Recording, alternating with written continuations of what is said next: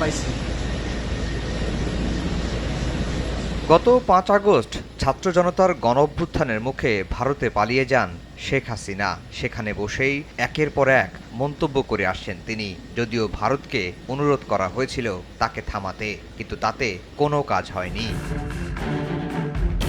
গত বছরের অক্টোবরে শেখ হাসিনার একটি অডিও ফাঁস হয়। ফাঁস হওয়া ফোনালাপের আরেক প্রান্তে ছিলেন গাইবান্ধার গোবিন্দগঞ্জের আওয়ামী লীগ নেতা শাকিল আলম বুলবুল।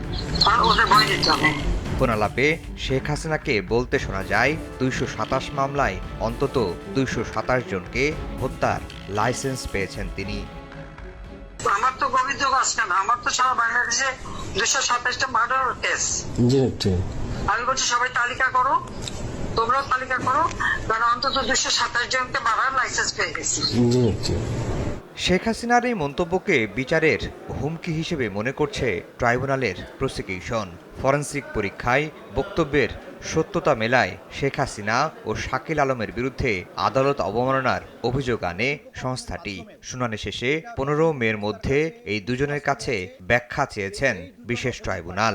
আসামি শেখ হাসিনা এবং শাকিল আহমেদ তাদের কথোপকথনের মাধ্যমে আন্তর্জাতিক অপরাধ ট্রাইব্যুনালে চলমান যে বিচার প্রক্রিয়া তার সাক্ষীদেরকে ভয়ভীতি দেখিয়েছেন, বিচার প্রক্রিয়াকে বাধাগ্রস্ত করার চেষ্টা করেছেন এবং এইখানে যে মামলাগুলো রয়েছে সেগুলোকে প্রেজুডিস করার চেষ্টা করেছেন।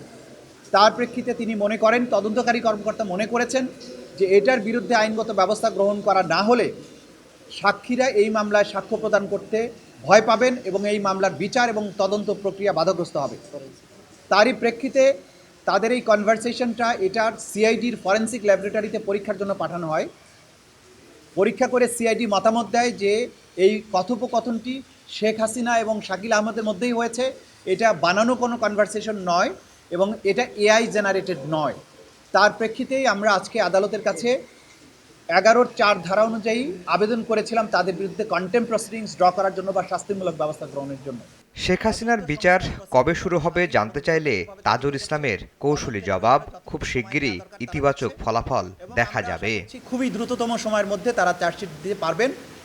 তার শেখ হাসিনার যে মামলার কথা আপনারা উল্লেখ করেছেন তার ব্যাপারে তদন্ত সংস্থা প্রসিকিউশন সবচাইতে বেশি গুরুত্ব দিয়েছে এবং গুরুত্বের সাথে কাজ করছে। খুব সহসাই হয়তো এর রেজাল্ট আপনারা দেখতে পাবেন। এদিন সাবেক মন্ত্রী দীপু মনির প্যারোলে মুক্তির আবেদন শুনানি হয়। স্বামীর অসুস্থতার কারণ দেখিয়ে আবেদন জানালে ট্রাইব্যুনাল পরামর্শ দেন স্বরাষ্ট্র মন্ত্রণালয়ের শরণাপন্ন হতে। এদিকে জুলাই আগস্টে নারায়ণগঞ্জে হত্যাকাণ্ডে গ্রেফতারি পরোয়ানা জারি হয়েছে শামীম ওসমানের ছেলে অয়ন ওসমান সহ ৮ জনের বিরুদ্ধে।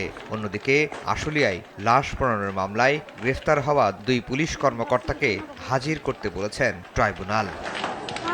আফজাল হোসেন, সময় সংবাদ, ঢাকা।